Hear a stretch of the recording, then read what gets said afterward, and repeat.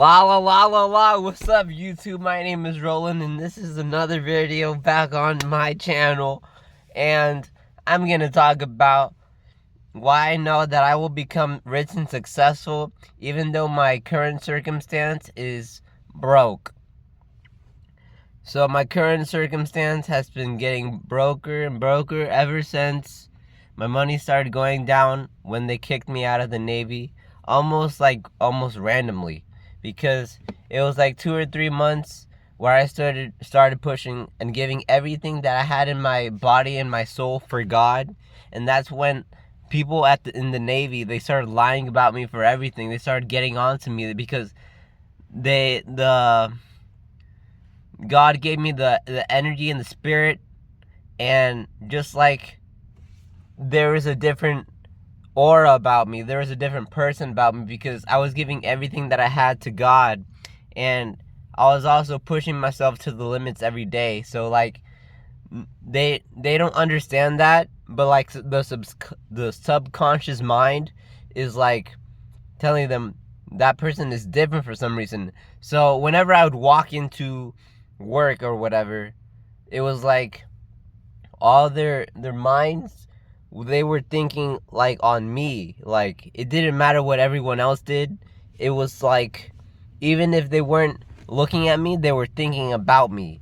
And it's like they would try to see every single time that I messed up on something, they would try to just make sure that I got in trouble, because they just hated that I was like so good to them. Like they wanted to think that I was pretending to be perfect, but I wasn't pretending to be anything. It was just God giving me the grace and the glory to be the best version of myself. And they were, since because they're not Christians, the demons that were dwelling inside of them, they were like they were wanting to shut me up. It's not because they specifically wanted to like kill me and get me out of the Navy. That's just what the enemy wants. And you have to know that the enemy acts through people. Okay? And eventually it got to the point where I went to different court masks, like the captain's mask and everything, just because they were saying, oh, you came in like 1 minute late. Oh, you came in like 10 minutes late, even though I had a perfect excuse and I called in because there was traffic at the gate, because I ran over a fucking ladder, or because I had an important phone call in the parking lot right before I had to come into work, and I called them and texted them before I even walked into work. So like everything that I'm getting accused for, it can be easily excused, but they don't care about my excuse. Even though everyone else was being late and having no excuses, look, this is their excuse.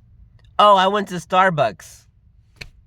That's why I'm like 30 minutes late, because I went to Starbucks. Oh, I got you something. Are you serious right now? I would come in early like 95% of the time. And whenever I would come in early, I was being used to sweep the whole shop while everyone was just standing there. I was cleaning on top of the lockers, on top of the refrigerator, inside the refrigerator. I was taking out all the toolboxes all by myself.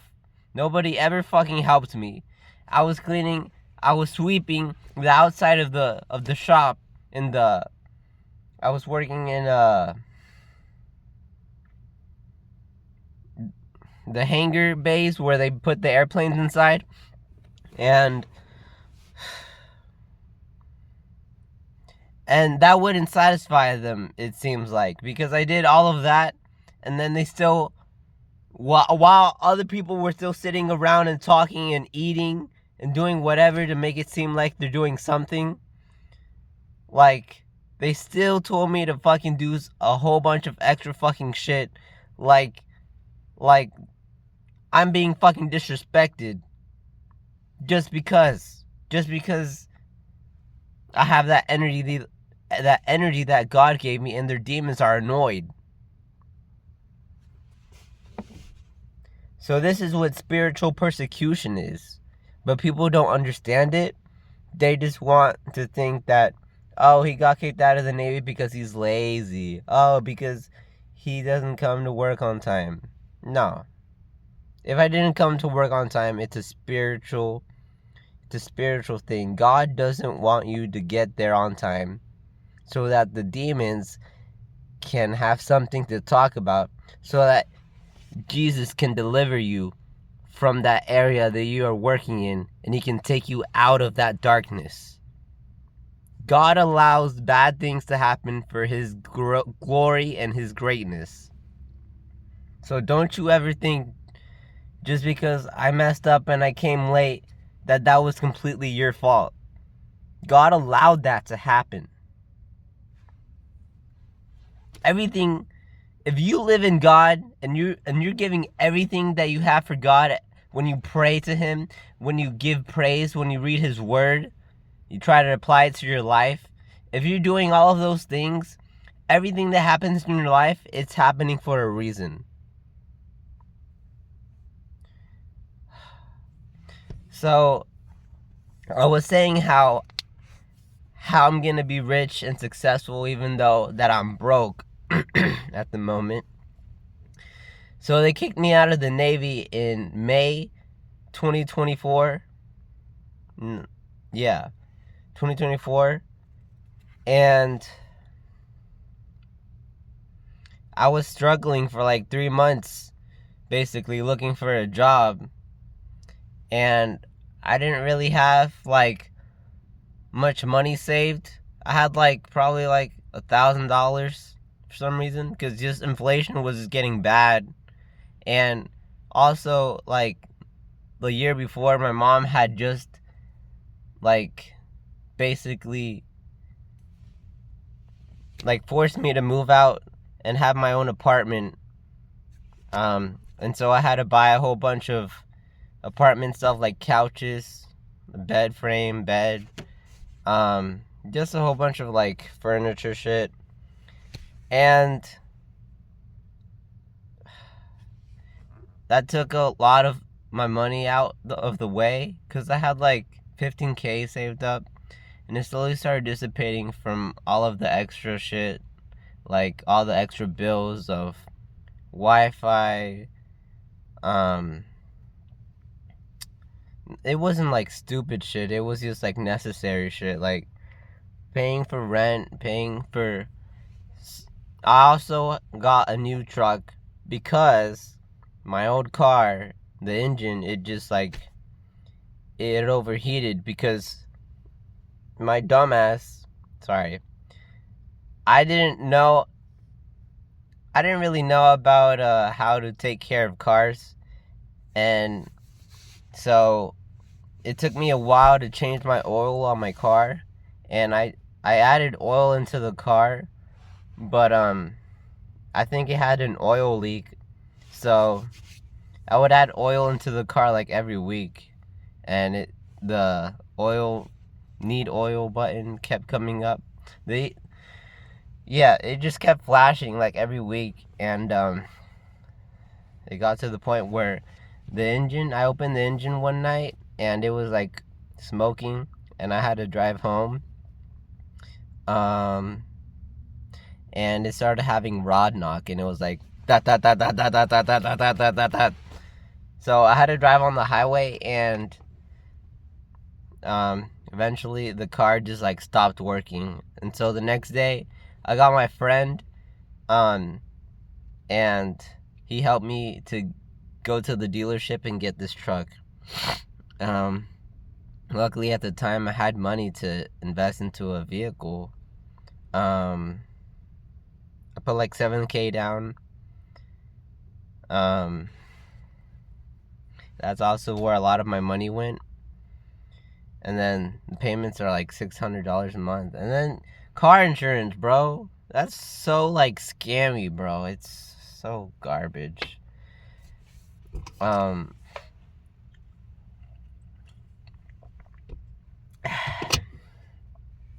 um,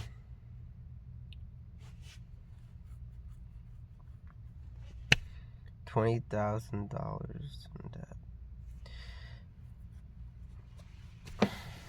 So eventually, after 3 months of not really working, I was working with my friends on some moving jobs, um, like moving stuff out of houses and out of apartments, and driving the moving truck to different places, taking out all the shit, um, talking to all the people that were in the houses, and moving refrigerators and boxes full of like books or clothes and stuff, and just heavy stuff. Those moves would take like 3 to 5 hours, because it was just two of us doing the whole thing, and my friend, he was more professional at it, so he was doing most of like the stacking inside of the U-Haul truck, and I was doing like the hard work. um so I also worked with my friend and other shit, like some construction stuff whenever I had time, but it wasn't enough.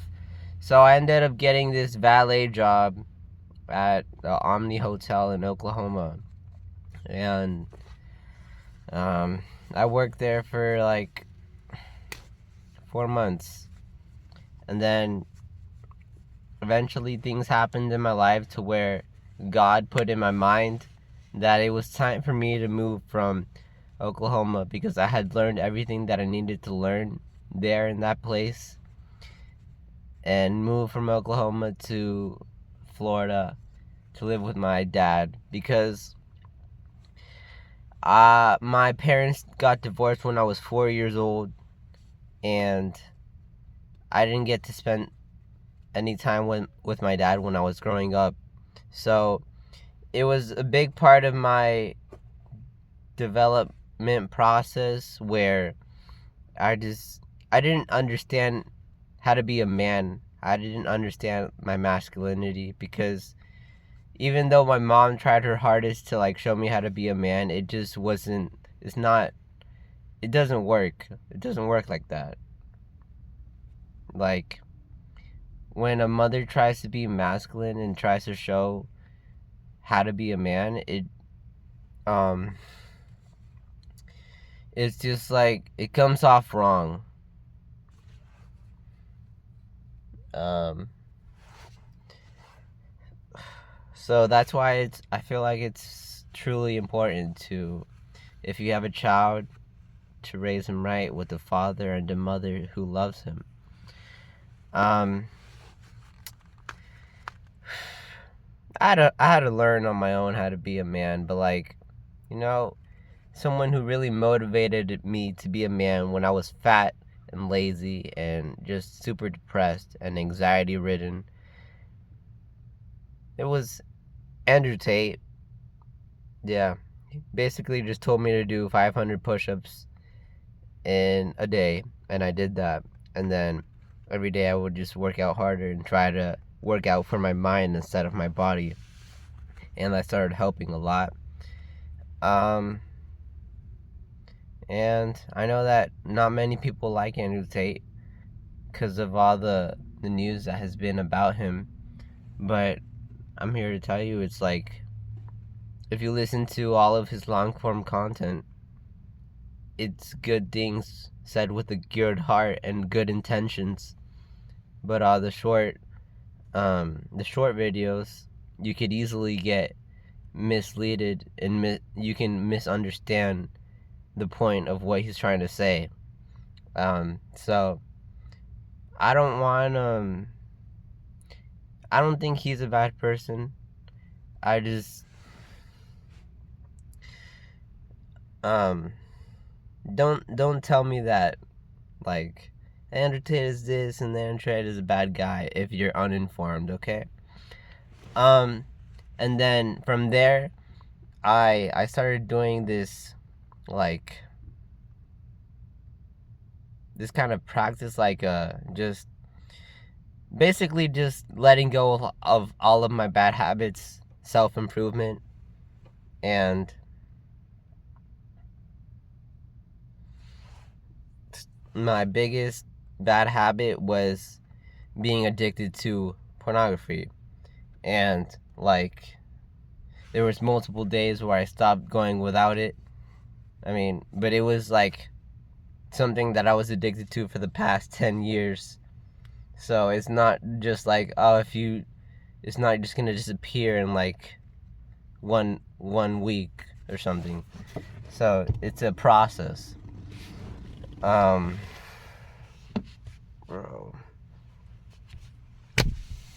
But anyways, doing that process, it made me get closer to Jesus Christ.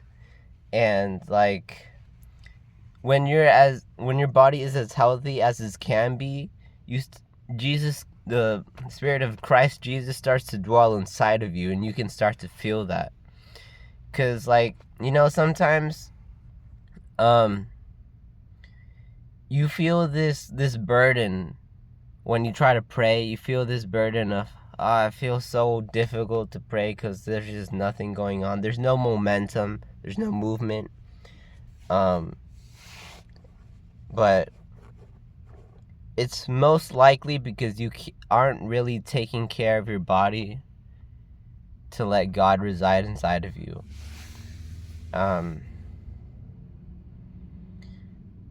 But,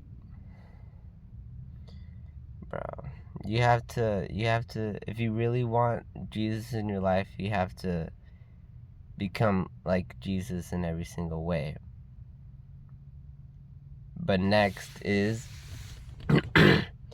I'm broke here now in Ocala, Florida, but I know that I will become successful and rich because for a long time, God has been showing me through my visions and my dreams that I will be super rich and successful. I have these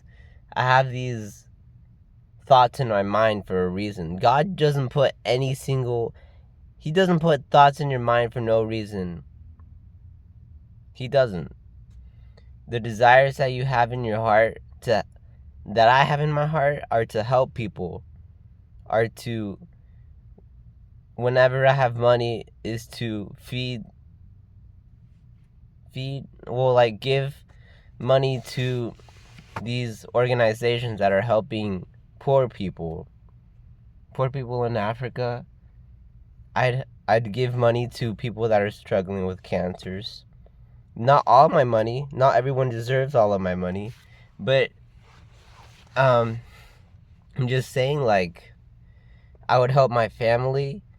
I would help the friends that deserve to be helped. Because you gotta understand, some people just, at the time that they're in, they don't truly deserve all the help that you are capable of helping them with. Cause, like, if a homeless dude who's drinking and, like, all the time and, like, doing drugs all the time, he's homeless for a reason.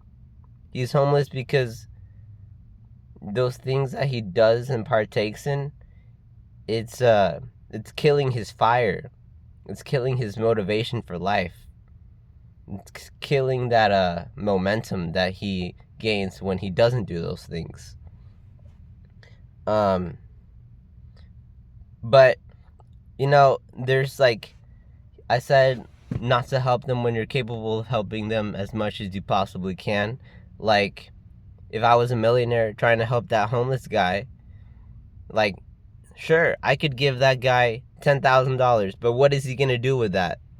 He's going to get more drunk and more drugs. So the only thing you can truly do to help is to try to just talk to him, give him a prayer, give him some motivation. Like, the only thing that he's gonna be tempted by the devil to use that money for is to go buy some cigarettes at the store. And that's not truly helping anyone. That's helping his addiction. That's helping Satan take over his life. You can't help people that way. I'm sorry to tell you, but it's just not possible. But the people who are poor and they're not partaking in those things and they're trusting in God, since I am connected to God because I live a righteous life, and whenever I don't, I ask God for forgiveness. I can see, and I can, like, with my eyes, I can, like, see and understand that these people are actual Christians and these people are struggling and they're not partaking in the things of this world. And whenever I get that feeling in my heart to give, I'm giving to the right person. You have to be selectful, but not like, it's like the God gives you this I don't know what I'm trying to say, but like he tells you the right people to help out. But